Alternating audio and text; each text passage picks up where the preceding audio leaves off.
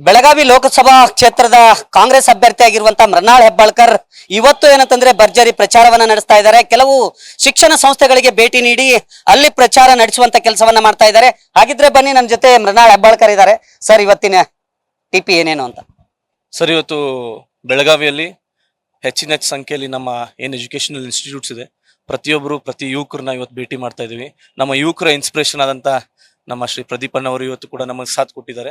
ಎಲ್ಲಾ ಕಡೆ ಹೋಗ್ತಾ ಇದೀವಿ, ಪ್ರತಿಯೊಬ್ಬರನ್ನು ಭೇಟಿ ಆಗುವಂತ ಒಂದು ಪ್ರಯತ್ನ ಮಾಡ್ತಾ ಇದೀವಿ. ಒಳ್ಳೆ ರೆಸ್ಪಾನ್ಸ್ ಇದೆ, ಬದಲಾವಣೆ ಗಾಳಿ ಬೀಸ ಇದೆ ಅಂತ ಹೇಳಿ ಬಯಸ್ತೇನೆ. ಸರ್, ಯುವ ಮತದಾರರು, ಯಾಕಂದ್ರೆ ತಾವು ಯುವಕರಾಗಿರೋದ್ರಿಂದ ಸಹಜವಾಗಿ ಅವರ ಆಸೆ ಆಕಾಂಕ್ಷೆಗಳು ಏನು, ಜೊತೆಗೆ ಅವರಿಗೆ ಯಾವ ರೀತಿ ಭರವಸೆಯನ್ನ ಕೊಡ್ತಾ ಇದ್ದೀವಿ? ಯುವಕರ ಹೆಚ್ಚಿನ ದೊಡ್ಡ ಆಸೆ ಏನಂದ್ರೆ ಹೆಚ್ಚಿನ ಕಂಪನಿಗಳು ಬೆಳಗಾವಿಗೆ ಬರಬೇಕು, ಇಲ್ಲೇ ಅವ್ರಿಗೆ ನೌಕರಿ ಮಾಡುವಂತ ಒಂದು ಅವಕಾಶ ಸಿಗಬೇಕು. ಬಹಳಷ್ಟು ಕಾಲೇಜ್ಗಳು ನಮ್ಮಲ್ಲಿದೆ, 7ರಿಂದ 8 ಇಂಜಿನಿಯರಿಂಗ್ ಕಾಲೇಜ್ ಇದೆ, ಮೆಡಿಕಲ್ ಕಾಲೇಜಸ್ ಇದೆ. ಡಿಗ್ರಿ ತಗೊಂಡ ನಂತರ ಹೊರಗಡೆ ಊರಿಗೆ ಹೋಗ್ತಾರೆ ನೌಕರಿ ಮಾಡಕ್ಕೆ.